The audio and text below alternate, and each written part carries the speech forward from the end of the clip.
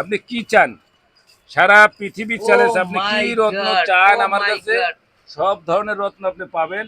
এই জন্যই এটা নাম রত্নর ঘর। এটা হলো আনকাট নীলা পাথর। আপনি কি রত্ন চান? রত্নর শেষ শেষ বলতে কোনো কথা নাই। আপনি কি লাগবে আমার কাছে সব ধরনের রত্ন পাবেন। চ্যালেঞ্জ করলাম এবং আমরা বুঝতে পেরেছি আপনার পরিচিত যারা আসবে তাদের জন্য 30% ছাড়। আচ্ছা 20% না 30% ছাড়। দর্শক আমি আপনাদেরকে আবারও দেখাই, মানে এই যে সকল ভিডিওতে 20% ছাড় দিচ্ছি, আপনার জন্য 30% ছাড় দেব। এখন বর্তমানে ব্যবসা পরিস্থিতি খুব খারাপ। আপনার পরিচয় আইসা যে দেবে, আপনার চ্যালেঞ্জ থেকে যে আসবে 30% লেস।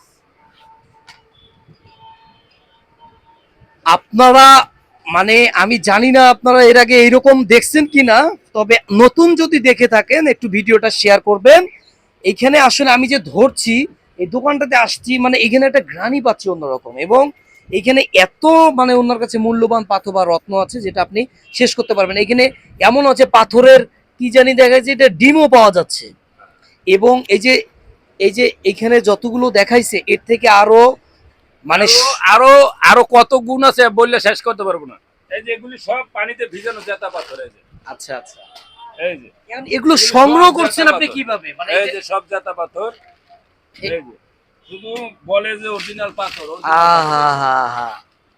পাথর যারা খুঁজছেন, আচ্ছা আঙ্কেল আমি একটু জানতে চাই এই যে পাথরগুলো যে মানুষ বিভিন্ন জনের ব্যবহার করে, এটা মানে মানে এটা তো উদ্দেশ্য আছে সেই, অবশ্যই আছে। তাহলে আপনি জিনিসগুলো বিক্রি করছেন কে কোন উদ্দেশ্য নিয়ে আসতে চায় একটু সেই কথাটা আমি বলি।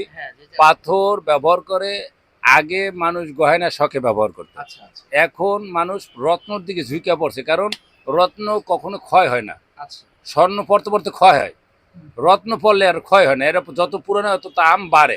এক রত্তি স্বর্ণের দাম এখন হয়তো বা 1200 কি 1400 টাকা, 2.5 লাখ টাকা বড়িতে 1200 বা 1400 টাকা এক রত্তি স্বর্ণের দাম। আর এক রত্তি পাথরের দাম আছে 20 লাখ 25 লাখ টাকা। তাহলে মানুষ রত্ন যারা চেনে, আমার এডুক বয়সে আমি রত্ন যাদের কাছে বেচি তারা রত্ন নিয়ে গবেষণা করে তারপরে রত্ন কিনতে আসে। রত্ন সবাই কিনতে পারে না। আগে রত্নকে যে রত্ন ধারণ করবে বা যে রত্ন পরবে সে নিজে আগে রত্ন হয়। আচ্ছা আঙ্কেল আমি আরেকটু জানতে চাই যে অনেকেই আছেন মনে করেন যে এই ধরনের পাথর ইউজ করলে বিভিন্ন ধরনের বালা মুসিবত বিপদ আপদ বা বড় ধরনের রোগও দেয়, এটা কি আপনার জীবনে আপনি পেয়েছেন? আচ্ছা আমি এই কথাই বলবো, রোগ দেশেও আল্লাহ, নেবেও আল্লাহ। তবে আল্লাহ বলছে একজনের কাছে যাও, একটা তুমি উসিলা স্বরূপ একটা কিছু ব্যবহার করো। আমি বলতে পারবো না যেটা এটা ব্যবহার করলে আপনি ভালো হবেন। যদি আল্লাহ ভালো করে তাহলে আমি বলবো যে ভালো হবে। আল্লাহ ভালো না করলে আমার ক্ষমতা নেই। এটা এই জিনিসগুলো এই যে এই রত্নগুলো এত অনেক বছর পুরনো, এই জিনিসগুলো সংগ্রহ কিভাবে করেছিলেন? সংগ্রহ